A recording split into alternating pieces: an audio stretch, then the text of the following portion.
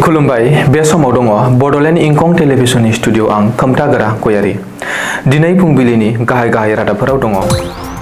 दुलियाजानाव थाव पाइपलाइन लिक जानायजों सुबुंफोरा सोमखिखांदों सीमा बारसिना हाबनो नाजानाय सानै बांलादेशीखौ खादों पुलिसा मणिपुराव आसाम राइफल्सआ मेडिकेल केम्प लुफुंदों महाकुम्भ मेलानिफ्राय फैफिननाय समाव लामा जाब्रबथायजों सा6 सुबुंफोरनि जिउ खहा आसामाव आदानि ग्रुपआ 50,000 कौटि रां इनभेस्ट खालामगोन गुवाहाटीआव उद्योगपति मुकेश आम्बानी दानिया फैदिनि आबुं रादाबाव अइल इन्डिया लिमिटेडनि पाइपलाइनाव हरखाबै मोनसे गिदिर लिक जानायनि जाहोनाव दुलियाजान सलाखट्टी ओनसोलनि थागिबिफोरा गोबाङै जिंगा सिखांदों लोगोसेनो लिक जानाय जायगाजों थावा जोबोर गोख्रैयै थाद'आलासे गना गोसारलाना थानायखौ नोजोर होना थागिबिफोरनि गेजेराव रैखाथिनि गोनांथिखौ बांसिनै नुनो मोन्दों मिन्थिनो हानाय बादिब्ला जायगानि थागिबि रुपेश्वर गगैया फोरमायदों दि न'नि साखाथिफोराव गोथां थावा गोबारै गोसारलानायनि थाखाय अर नांनायनि आसाया बारानिफ्राय बारा जादों आरो थाव गोसारलानानै थानाय न'खरनि सुबुंफोरा गोबां खहा जागोननि जिंगाबो सिखांदों बेनि अनगायैबो बे जाथायखौ मिन्थिनो मोननायनि उनावबो अइलनि मावफारियाफोरा दासिमबो जाथायसालियाव नुजाथिफैनाय जायाखैमोन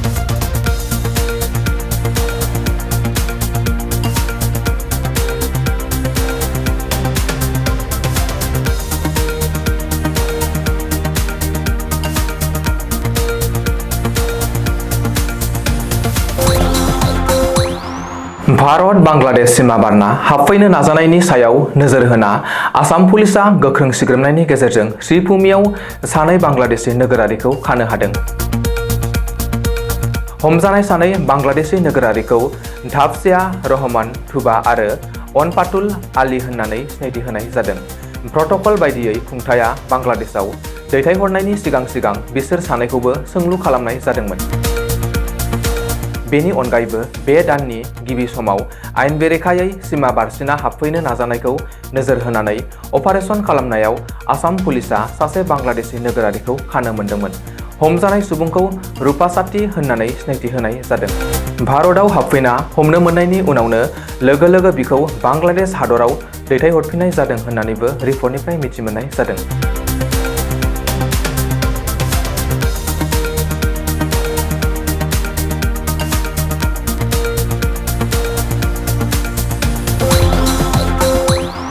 मणिपुर रायजोनि जिरिबाम जिल्लानि बरबेकेरा महकुमानि सिङाव थानाय थुइसिलियान गामियाव मंगलबारखालि आसाम राइफल्सआ गंसे मेडिकेल केम्प लुफुंदों मिन्थिनो हानाय बादिब्ला जायगानि थागिबिफोरनि थासारि आरो सुबुं सानखोखौ नोजोर होनानै बे बादाखौ लुफुंदोंमोन होननानै फोरमायथिनाय जादों मख'नो गोनांदि बे मावथांखिनि हाबाफारियाव दाब जायगा जेरै थुइसिलियान भुटांकाल बि हिउपें साइकुलफाइ आरो मुलकांटाल गामिनि थागिबिफोरा लैहोर फैना बाहागो लाफैदोंमोन मेडिकेल टीमनि प्रोफेशनेलफोरा बे मावथांखियाव सुबुंफोरनिफ्राय बेसेन लायालासेनो सावस्रिनि आनजाद खालामदोंमोन आरो बेयाव हौवा आइजो आरो गथ'फोरजों लोगोसे गासै सा 170 सुबुंफोरा बाहागो लाफैदोंमन बबेखानि आसाम राइफल्सआ दाब जायगाफोराव बेबादिनो हाबाफारि लानानै सुबुंफोरखौ अनसायनो गावसोरनि मिशनाव नांथाबनानै थाबोगासिनो थानायखौ नुनो मोननाय जादों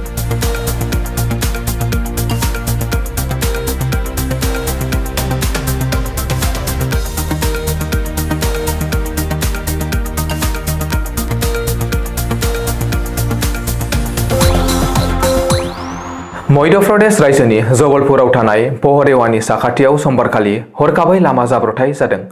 7 नं राजा लामायाव फुंनि 4:30 रिंगासो समाव बे जाब्रबथाया जादों मिन्थिनो हानाय बादिब्ला लामा जाब्रबथायजों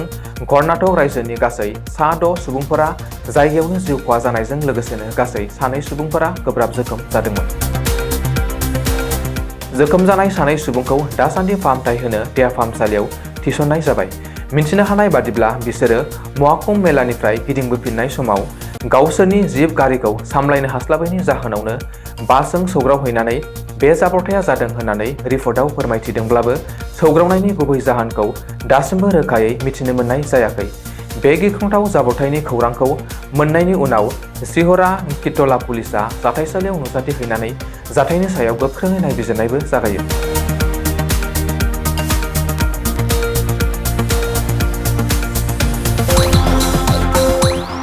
साननैनि हाबाफारिजों खुंनाय एडभान्टेज आसाम 2.0 खौ गाहाय मन्त्रि नरेन्द्र मदिआ बेखेवनानै होयो। मख'नो गोनांदि एडभान्टेज आसाम 2.0 आव बाहागो लानाय भारतनि मुंदांखा उद्य'गपति गौतम आडानिया आसामाव 50,000 कौटि रां खाथायनो एबा इनभेस्ट खालामनो फोसावदों। जोबोर गोग्गानायजों आं फोसावदों दि आडानि ग्रुपआ आसामाव 50,000 कौटि रां खाथायनायनि खोथा होबाय होननानै एडभान्टेज आसाम 2.0 नि हाबाफारियाव आडानि ग्रुपनि चेयारमेन गौतम आडानिया बुङो।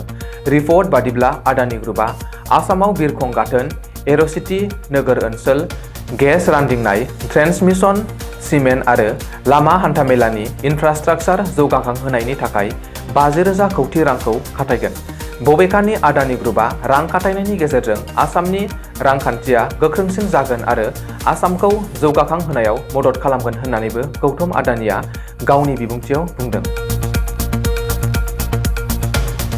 गाहाय मन्त्रि नरेन्द्र मदिनि नोजोरा मुंदांखा 5 रान गुजरात ग्लबेल समिटआव सोलायदोंमोन, जाय मोनसे जोंख्लाबनाय महरै जागायजेन्दोंमोन आरो दा बियो मोनसे हादरारि जांख्रिथाय महरै नुजाबोदों, जाय मोनफ्रोमबो रायजोखौ रां खाथायनाय सालायजानाय रांखान्थियारि सोलायनायनि गोहोखौ आजावनो थुलुंगा होदों होननानैबो गौतम आडानिया बुङो। मख'नो गोनांदि बे हाबाफारियाव आडानिया कामाख्या मन्दिर आरो बुरलुंबुथुर दैमाखौ मान बावना आसामनि हारिमु आरो मिथिंगायारि उनमोनथाइखौबो गोसोखांदोंमोन। आसामनि सोलायनायखौ मोनसे बोहैलांनाय दैमाजों रुजुना बिथाङा बुंदोंमोन दि जेरै गोहोगोरा बुरलुंबुथुरा बे रायजोनि नुथायखौ गोदान महर होदों, आं बुंनो नांगोन दि जोंनि मानिजाथाव गाहाय मन्थ्रियाबो जोंनि गासैनि थाखाय जाथावनाफोरखौ गोदान महर होदों।